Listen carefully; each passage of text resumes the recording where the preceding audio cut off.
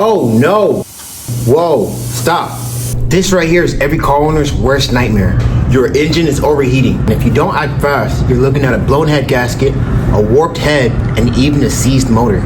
This car was running hot, so the best way to fix it is to replace the thermostat and change the coolant. So that's exactly what we're going to be doing here.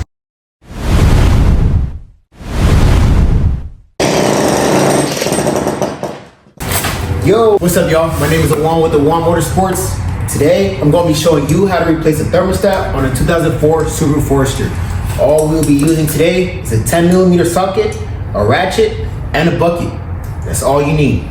This car was running hot, so the best way to fix it is to replace the thermostat and change the coolant. So that's exactly what we're going to be doing here. Take off the cap and go ahead and throw your bucket under the car.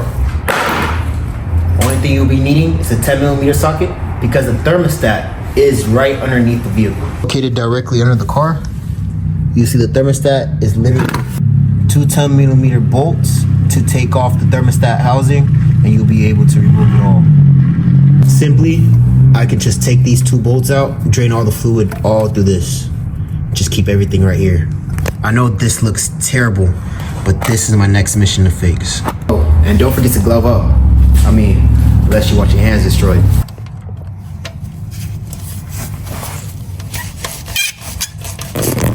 Woo.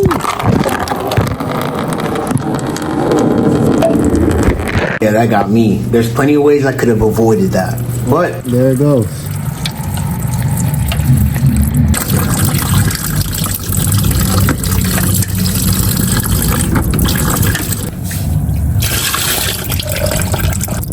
And you can see the thermostat is right here.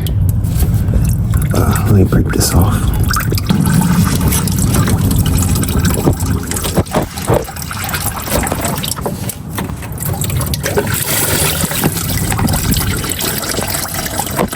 Yeah, it's a little messy, but this right here is the old thermostat.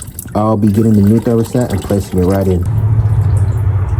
The old thermostat compared to the new one, and the part piece is 4147. Let's place this one in the exact same way this came out.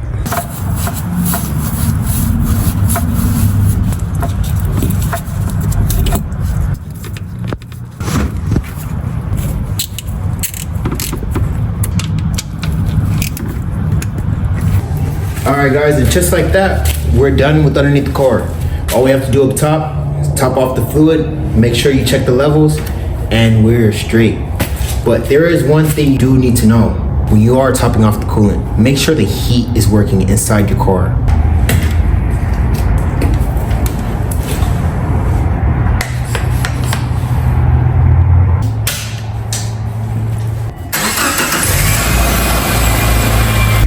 Before you kill your engine, crank the heat to max and give it some steady RPM. This helps push air pockets out of the coolant system and gets coolant where it needs to be. Stick around, I'm about to show you the right way to bleed your coolant system. And at the end, you'll know the job is done when the heat is blowing super hot.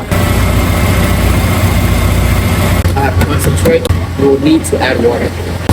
Completely 100% water. It's better if you use distilled. That's pretty much how you want it going. And you can tell your car is completely done when you go into the vehicle and you feel the heat on both sides. So what I personally do, just to speed up this process, I make sure that cap's filled up. I come in here and I go ahead and keep my RPM between 2, and then I'm just filling for the heat.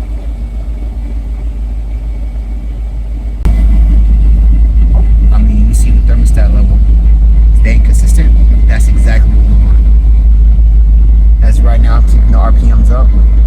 Make sure the coolant flows into the heater core. Take out all the air bubbles. The core doesn't open up until it reaches a certain temperature. Thank you for joining me in today's video. Until next time, stay tuned with AMS.